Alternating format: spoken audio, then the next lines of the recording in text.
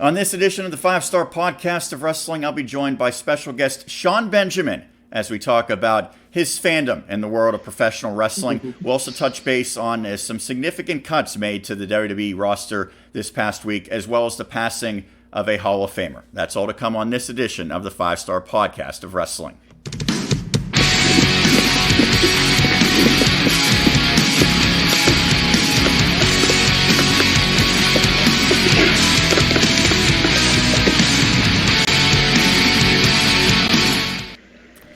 And welcome back to another episode. I am Sean Meyers, your host, joined by a special guest. He is another Sean Benjamin, becoming the third Sean that we've had here on the 5-Star Podcast over the years. Sean, thank you for taking the time to do this. You are a fellow sports broadcaster. You reached out to me a couple of weeks ago and said I would love to be on, and I know you have a great background in terms of how long you've watched professional wrestling. Yep. So before we get into any of the current discussion, let's talk about how you got into wrestling, how you've been a fan, and how that's evolved over the years.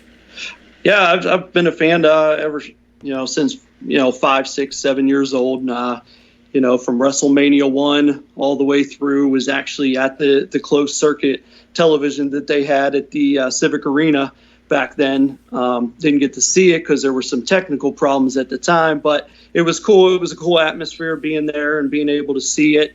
Then they did put it on TV the week after, and you were able to see it. But just a great experience, and just all through the years of just kept being a fan all through the different phases of the WWE and now AEW and the different organizations. So just try to keep up with everything.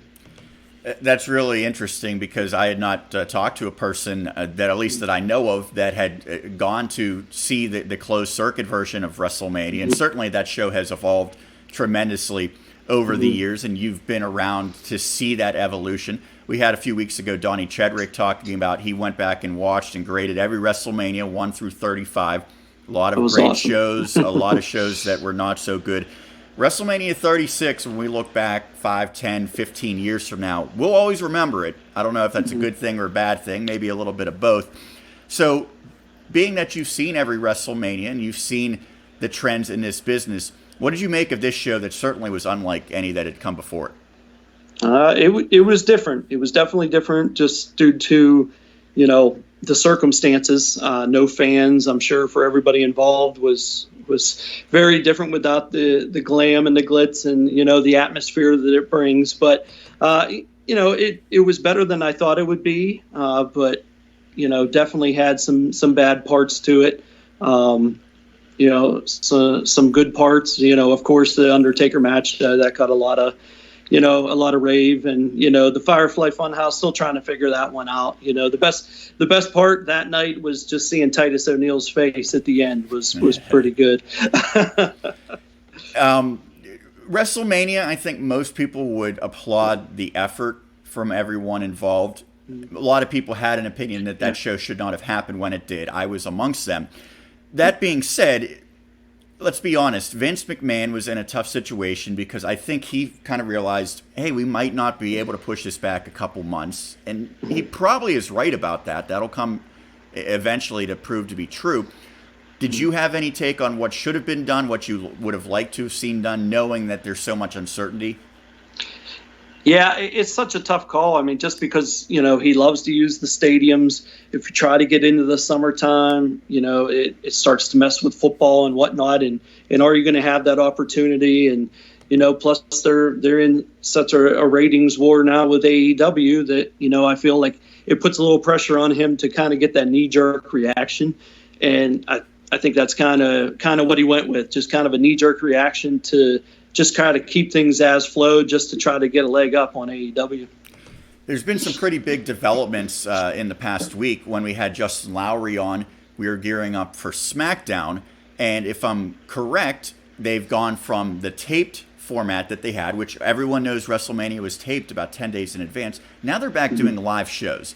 And this is, to me, really just not a great look for the company because, one, there's no real benefit to doing live shows in this scenario because spoilers aren't really coming out. It's been pretty tight-lipped because only really performers and cameraman and a few other producers and backstage people were there. So it's not leaking out what's happening. There's no benefit in terms of you don't get like a better environment because it's live, because it's just the two wrestlers. You can't, kind of edit any mistakes or stuff like that. It actually seems like this would be a perfect time to have the pre-tape shows. They're not doing it, and there's a lot of speculation. That's because of the contracts that they have with the respective television companies.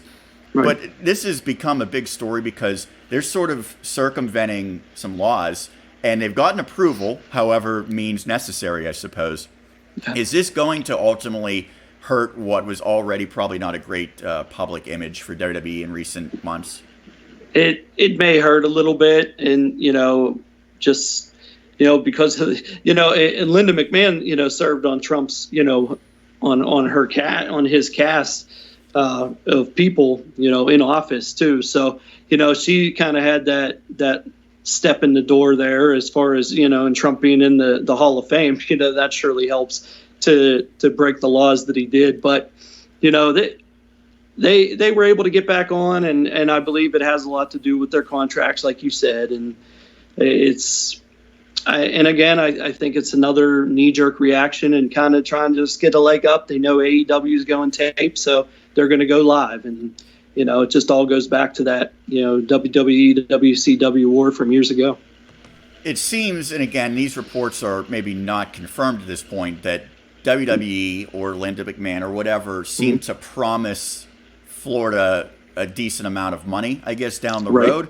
And I've talked to Justin Lauer recently. He called me and he said maybe they've already said, like, hey, we're going to bring WrestleMania back to Tampa, but maybe even we'll give Orlando or Miami a WrestleMania in the next few years. Incentives, let's say, to allow them to continue doing this. That's all well and good because WWE has tremendous resources. They can kind of do that. But that makes the news of yesterday even more disappointing because WWE basically let go of, I would estimate, a minimum of 20 to 30 pretty notable people, and even more that we don't know right now. Not all just wrestlers, although there was a lot of them. There was a lot of producers. And it's very interesting because people who maybe are newer to professional wrestling or don't really follow, I guess, the business side of it, probably were a little surprised to see wrestlers are not employees. But backstage people, producers, whatever, many of them are considered employees. So they were laid off with the opportunity to kind of get those benefits that come with being a full-time employee, and with the understanding that the hope is to bring them back. The wrestlers who were released, and we'll run through some of the names, it was more than a dozen for sure. They are getting no benefits at this point. They might get maybe a small severance, but they have 90 days usually of a no-compete clause. And the most, I think, disappointing thing of all this is they don't really have many alternatives because where are they going to go right now since, for the most part, in America, professional wrestling has ceased outside of WWE. Yeah, I mean, and that was the big talk with the Revival. I've seen a couple things with the Revival that, they don't have the no-compete clause that they can go right away, but it's a tough jump to AEW because it's all taped. They're not going to have that big pop that that they're looking for, and to finally get that to get that rivalry with the Young Bucks would be great to see. But it's definitely a difficult time, difficult situation.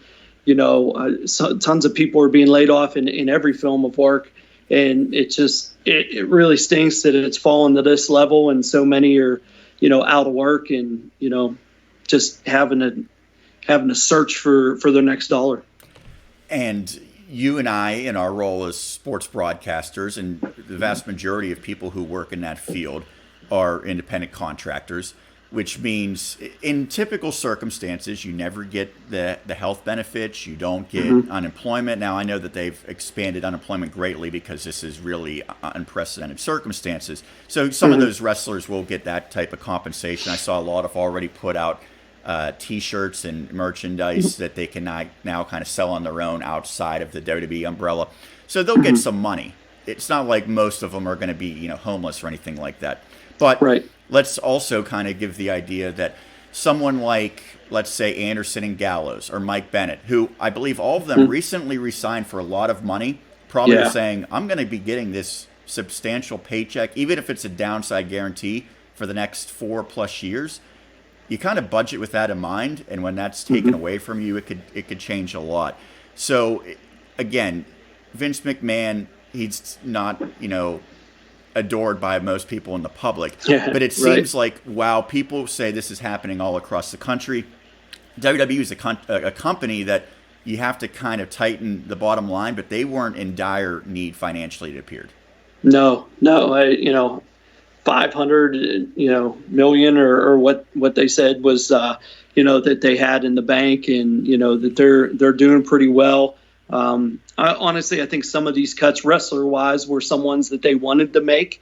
Right. Some of them may, like Gallows and Anderson, may end up coming back. We don't know if they were furloughed or what really happened. I know a lot of the producers and whatnot were furloughed, but right. I think the goal is with the producers, they're at least telling them we're going to try to bring you back. I would suspect that they won't all be back, but I think at least some of them will be. Right. Yeah. Because some of the names, I mean, it's just sad to see some of those guys go. They've been there for so long, and Mike Chioda, and but yeah, I mean, some of the wrestlers I know they hope to get back. They probably do. Gallows and Anderson probably for sure have that 60-90 day, you would think, so that they would have a chance to get them back. But yeah, it's just the times of as far as a football league, the XFL is never going to compete with the NFL, but it was actually doing pretty well. It wasn't doing too bad. They were getting some crowds. I know the St. Louis fans were really behind their team. And they, it was really going in the right direction, but, he had to close that down and lay off all the employees and liquidate all the assets. It seems like there could have been a connection between the XFL going bankrupt and WWE having to make some cuts as well. I definitely think. I think he seen like he had to cut some losses, and I think too, the way that Vince is, I don't think he expected AEW to be so good right off the bat either. So now he's like, I need some of that money, Let me ask you this, and I don't have all the names in front of me, but as far as the active superstars, Anderson and Gallows, Lio Rush, Rusev, Ryder, and Hawkins. Aiden English was sort of in between because he had mostly shifted towards announcing. Not many NXT names yet, and that probably will come. Deonna Purrazzo was really the one notable NXT name, and she was very recently signed to the company. I don't think even a year ago. What surprised you, and what maybe was, if you were to say these people were the most likely to get cut, were there some names that kind of you were anticipating, and which ones maybe caught you off guard? Anderson Gallows for sure, just because of, now that changes AJ Styles' whole look. I mean, I wonder if they gave. I'm guessing that AJ didn't get any heads up on that either. No, he probably found out when Anderson and Gallows found out. Right, and I think that changes his whole look. I mean, you figure he didn't move to a heel until he started hanging out with them again. So now that'll put him in a babyface role again. So and with Rollins going the way he's gone, that opens up the door for another. But, Anderson and Gallows are, they were good guys, experienced guys. They were good at playing the heel role. They did a nice job at doing that. One that I was upset about was Lio Rush. Lio Rush was, he's good on the mic. I think he was actually the brightest future in terms of pure talent out of everyone. Yep. But I know he did have a lot of issues during his time that really were unrelated to his ability on screen or in the ring. It was backstage stuff mostly. Right. And that was probably part of the big reason why he did leave. But yeah, I was disappointed when he came back and he became the cruiserweight champ. He had incredible matches. That match he had against Angel Garza for the title when Garza won it was incredible. I mean, it went for 20, 25 minutes. It was nonstop, fast paced, just awesome, and just kept you on the edge of your seat the whole time. So, and Rusev, leaving. I mean, I want to ask about Rusev because I could be wrong about this, and contract information is so sketchy in WWE, which I hope in the future it'll be more uniform with real sports where they kind of, have like a real contract that they stick to. Because Vince can just tack on time whenever he wants, and there's a lot of, uncertainty regarding it. But I would guess that was similar to the Revival, where Rusev probably wasn't going to resign the plan initially before the struck was we'll just keep him at home, probably not use him, much like the Revival had been doing. And then they said, instead of paying him another 3 months before his contract ends, let's just get rid of him now type of deal. I didn't expect him to come back. Basically. No, it just seemed like after the whole Rusev day, and it just seemed like they had a lot of problems finding a role for him and finding a spot to get him in. It's so bizarre too, because it wasn't that long ago that the wedding was like the biggest thing on Raw, and then nothing even came of it. No, nothing after that, and it was disappointing because it looked like they were trying to get Rusev, coming back, fighting with Lashley, and kind of get him going in their direction. But the same thing happened with Rowan. I mean, Eric Rowan, same thing. They tried to build him up as that guy that went against Roman, and the guy that was behind the scenes doing all the stuff, and then he just disappeared. And they just have it. They have an act for that. Like, just they start moving a guy in that direction, and then for some reason they don't feel it's working, and they just pull back. EC3 was the same thing a couple years ago in NXT. I think the way that this company's set up now, it's so disappointing when guys get pushed up to the main roster that have success. Vince does nothing with them, and then they just stay off. Why not put them back down in NXT? Yeah, EC3, there's so I think, many would have helped at NXT. Yep, there's so much room. You could there's so many guys from outside of the States that could go over and compete in UK.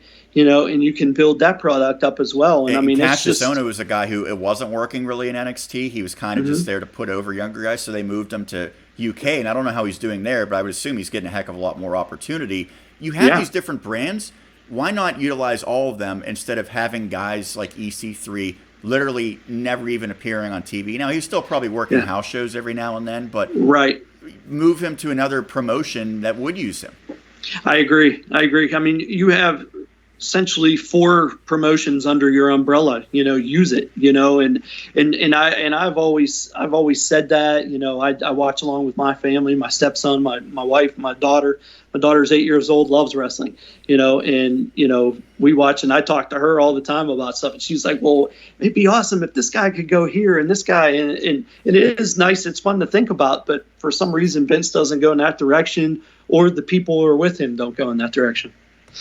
Going forward, is this going to really affect not the public relations aspect, but what we see on screen, these releases and things like that? Are we really going to see much of an effect, or is this kind of like that was a surplus anyway with what they had?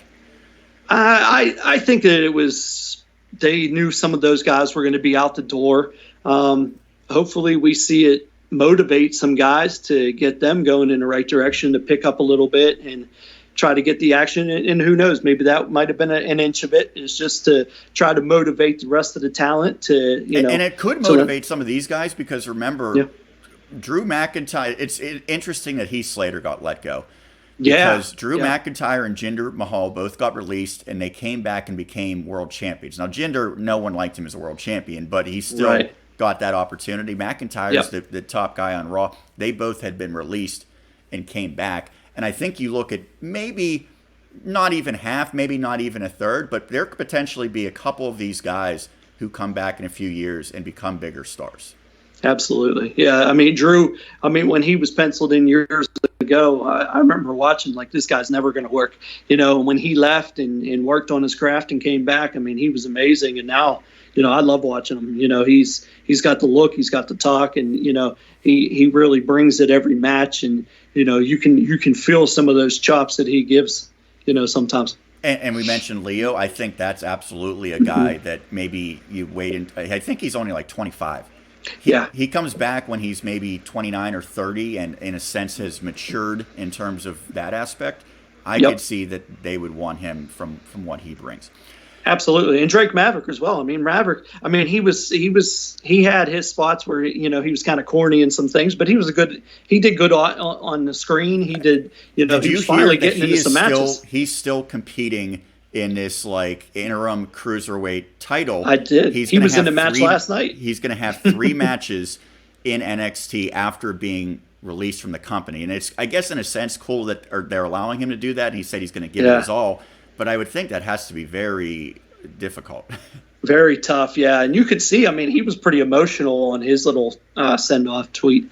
And, he definitely, he's a guy. I mean, he was, and I think it upsets him because he was on the up. He was getting to compete. He dropped the general manager role. He's starting to get into, a different role, and then this happens. But he's another guy that could come back that has talent.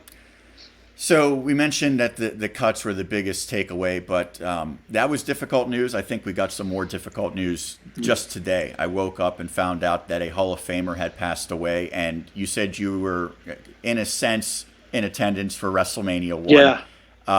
Howard Finkel, I believe, if I'm correct, actually came up with the name WrestleMania. He was also the first employee, and again, that's a term that Vince doesn't really like, of WWF back in, I think, 1979 or 80. Howard Finkel had been a ring announcer, but he had just been a familiar face and a personality for basically 40 years with the company. He passed away today. I believe he was 69 years old. Significant loss when you factor in, like, guys that make an impact outside of the ring. He was probably one of the biggest in the company's history. Yeah, definitely. I mean, when you think of, the basic of this company, it's, Gorilla Monsoon, Bobby Heenan, and Howard Finkel, Mean Gene, those are, the names. I believe out of that group, only Mean Gene's still alive, right? No, Mean Gene passed away. Oh, my goodness. It's so hard to keep track. I know that Gorilla did, obviously, many, many years ago, and then Bobby Heenan, but... Yeah, I mean, it's just really, it's a shame, but all those guys that kind of build it up to where, to where it is now, they build it to a certain point, and then once Raw came on, and then it kind of escalated to a different level, but, they definitely, they had their hand in making this company what it is. Do you have any moment that stands out for the Fink? Fink, I just when you hear even the announcers today, you can see how they try to give their all, making the call just as he did, for each match, but you always get the, schedule for one fall with a 30-minute time limit. He was always, always a good announcer. Let's kind of fast forward to what has been happening in the past week.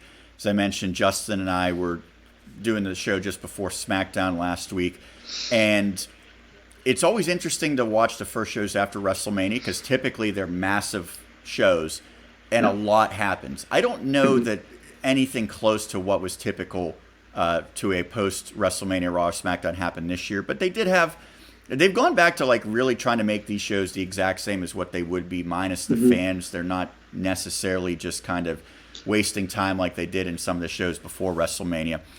SmackDown, the biggest thing to me was they're already going with Bray Wyatt in title contention once again. Yeah. This seems a little rushed to me because they got the title off of him. Everyone seemed to hate Goldberg defeating Bray Wyatt. And it's almost like, well, Goldberg's gone. We're going to go right back to what we had. But someone's going to lose this. And so for two people that both really need momentum, it seems like they would have been better served to maybe wait a couple months to have this feud happen.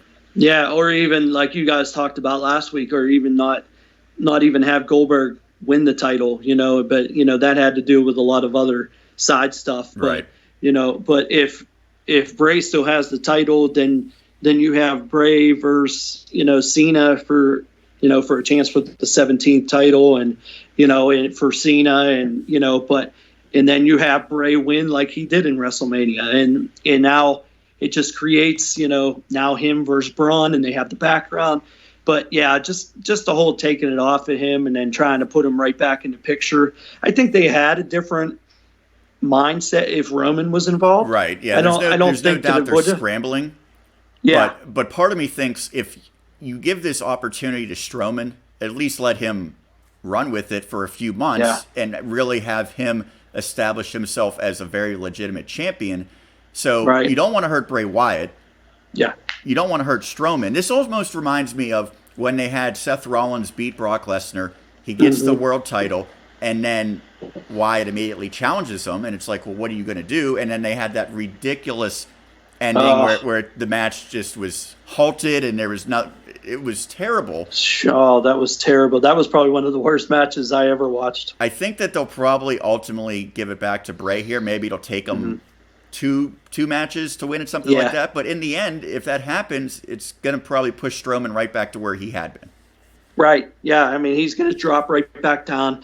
And I mean, they might look at it too. And this is something I thought about. That, when you go with Bray right now and you have all these, these things stopping you from live shows. Well, now they're going back to live shows, but with fans, now they can do a lot of the cinematographic stuff that they did for the Firefly Funhouse match. Like, they can do stuff like that right now. And maybe that was the perfect.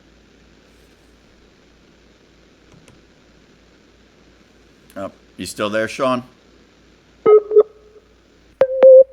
Oh, shit. You there? Yeah, we got you.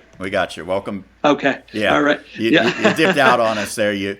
Bray Wyatt must have got to you.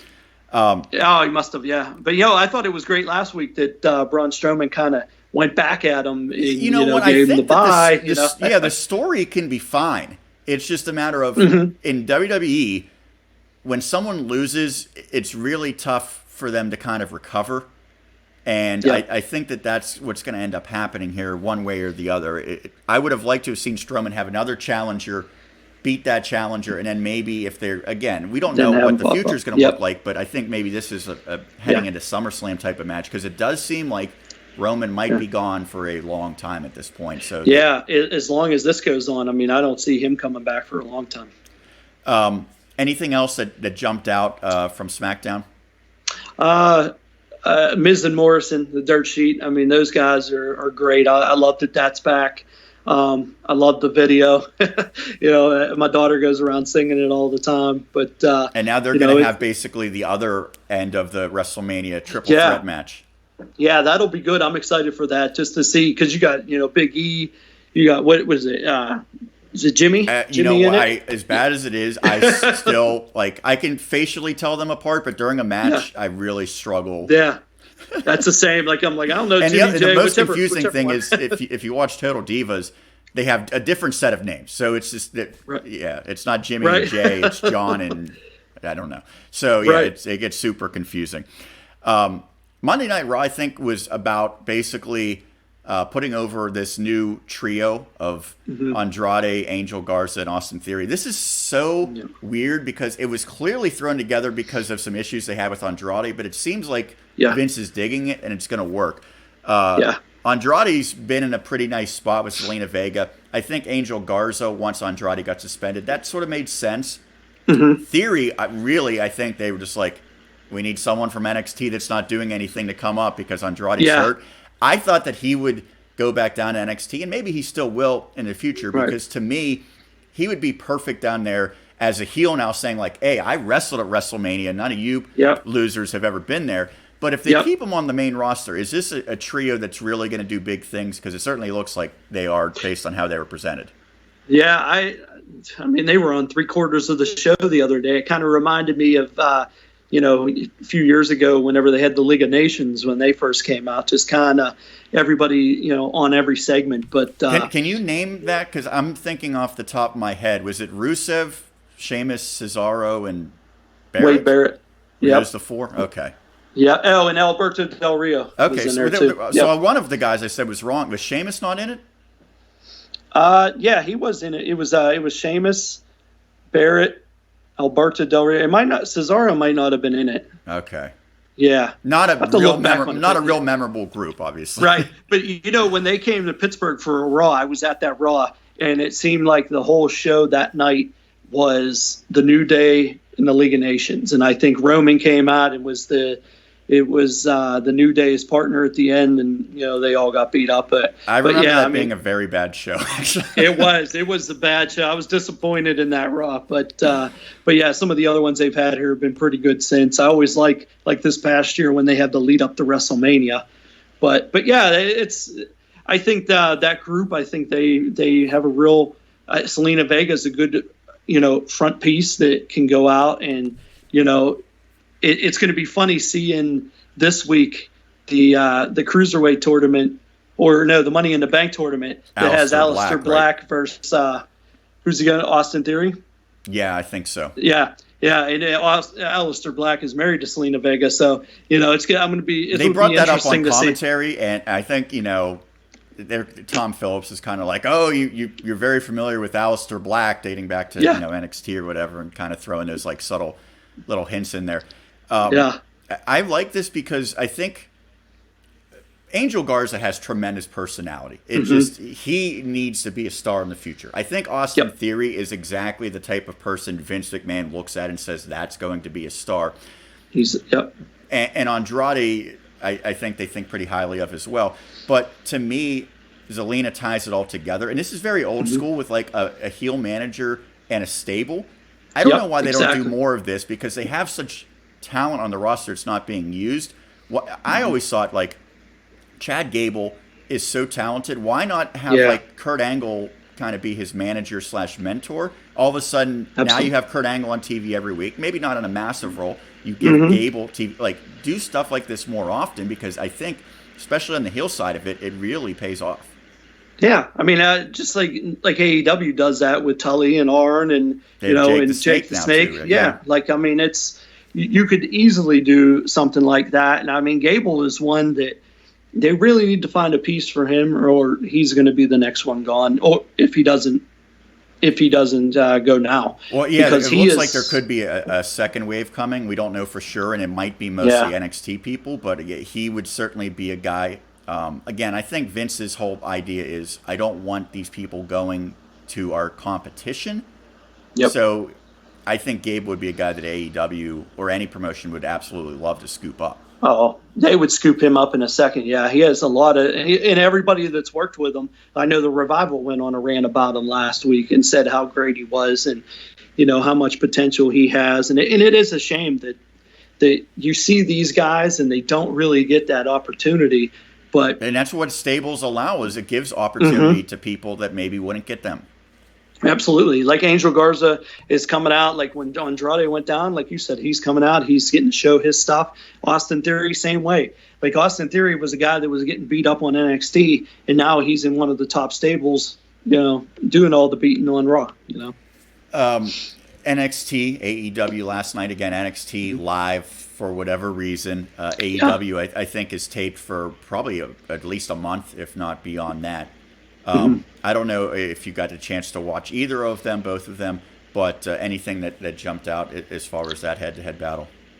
The end of NXT, Killer Cross coming out, and new name, by the way. And, it appears. Making his debut and his now, presence. Are you familiar with him? Yes. So kind of give me a rundown, because I had heard his name. I've never seen him wrestle. Obviously, I think he's best known as being the boyfriend of Scarlett. Yeah, Scarlett. Well, now she's going to be what's her name? Scarlett Bordeaux, or was that her name in other places? Because I wasn't too familiar with her. I just know and I'm not like have a ton of knowledge on him. I just know how good he is and how physical. And so he's a bigger guy, right? Yeah, he's a big guy. He brings that physical matchup, which will be great with him and Tommaso. I mean, I thought it was interesting how Tommaso said, "You're the better man," and then boom, cut right out, and like didn't even have to get into a whole story. I like how they didn't draw that out. It was just boom. Well, I right actually into that. thought the way it was setting up that Cross and Scarlett were going to do something with Johnny and Candice, although it was like they have to be heels, and we know that Johnny turned heel, so that was kind of the confusing part. I guess this makes a lot more sense.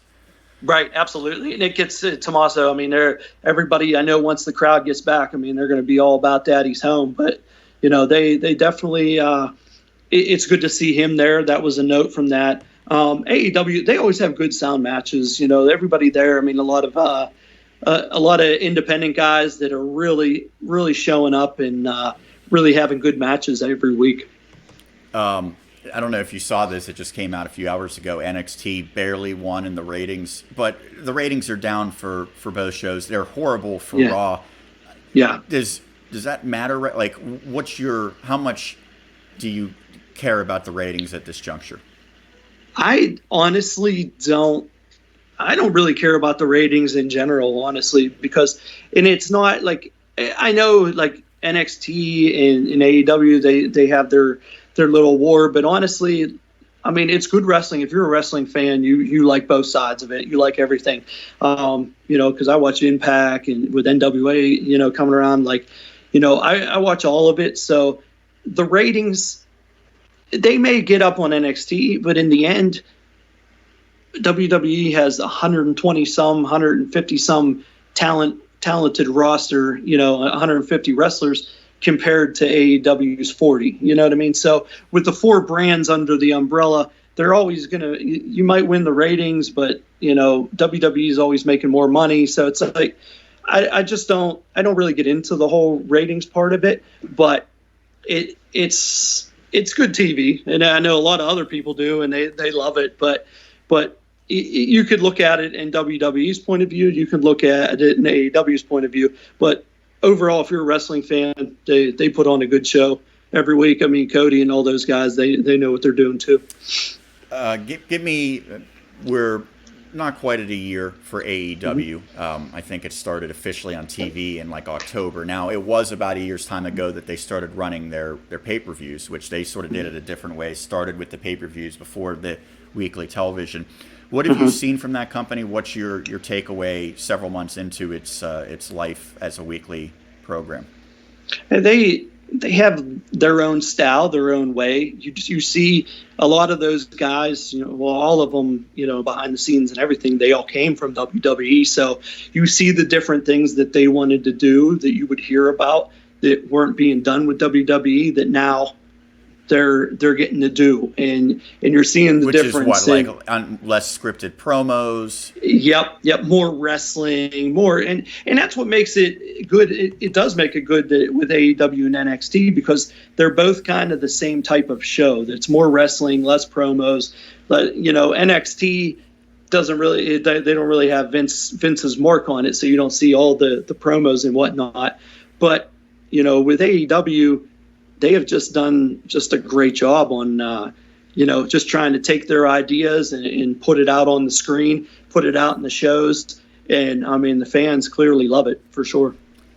Kind of want to finish up here momentarily. What do you expect to see and what do you want to see while this uncertainty continues and what looks like it could be at least through the summer, if not beyond, for everything, for sports and for wrestling? So it's not like this is only affecting AEW and WWE by any means. Yeah, I hate this situation. I mean, it just stinks for all sports. I mean, baseball season should be going right now, and hockey playoffs should be going, and there should be basketball. This is time where wrestling has a ton of competition because NHL and NBA playoffs, and then people also watching some baseball. They're going against 3 of the 4 major sports all simultaneously now that they don't have that competition, I guess, to their benefit to some extent. Yeah, I mean, it's unfortunate, and I hope the situation continues to get better. I know it's in some spots it's getting worse, but in some spots it's getting better, and I hope it does, and I hope it continues to get better so we can get back to getting things going. And as far as the wrestling point, I mean, I see what Vince is trying to do with the, trying to keep it live, just trying to keep everything, status quo and just keep the storyline going. But, I understand AEW's tape ways too. I mean, that's definitely they don't have all the resources that WWE has. So they need to take that step. It works, but obviously, WWE, they're using those resources and now they're cutting people. So, AEW is not making any cuts, so. Sean, I appreciate you taking the time to do this. Again, I've known you for about 2 years now, and I found out, I remember we did a football game together, and it was the night that SmackDown debuted on Fox, and at least during halftime you had your phone up, and The Rock was out there and everything like that. So out of Latrobe. Yep, I remember that. Have you been WWE the whole time, or have you kind of shifted your loyalty over the years? I've always been, WWE. It's funny, years ago I was I probably watched more WCW than WWE, but then probably switched it over about 99, 2000, right around when Triple H got the title, and Triple H was always one of my favorites. So and it followed his career from the beginning when he was Hunter Hearst Helmsley and the Blue Blood. Yep. Yeah, exactly. But yeah, I mean, I watched a lot of WCW, but like I said, when I lived down West Virginia, we would go watch both. We go 1 weekend to watch WCW pay-per-view, the next weekend WWE pay-per-view, and it would just go back and forth. And I'm just a wrestling fan altogether. Well, we appreciate you taking the time, and again, I think the plan was for me to end this podcast once we started to get into the spring sports season. Yeah. I was planning on attending WrestleMania. That would be it. Yeah. I have plenty of free time. Most people have plenty of free time, and I need some way to fill my void of broadcasting. So we hope to at least continue to do this for the next handful of weeks. And if we have to end it because we get back to, I guess, a normal schedule, that wouldn't be a terrible thing. But hoping to keep it up, and we appreciate people like you coming on and giving their expertise and their opinions. Definitely. I appreciate it, Sean. Thank you. That is Sean Benjamin. I'm Sean Meyers. We'll catch you again next week. In the meantime, if you want to follow us on Twitter, 5-Star Pod Wrestle, Instagram, 5-Star Podcast of Wrestling. Most importantly, subscribe to the YouTube channel. Check out all the videos. We have over 100 weeks of them now, a little more than 2 years since we started this. That'll do it for this week. We'll catch you again next week. It'll be here on the 5-Star Podcast of Wrestling.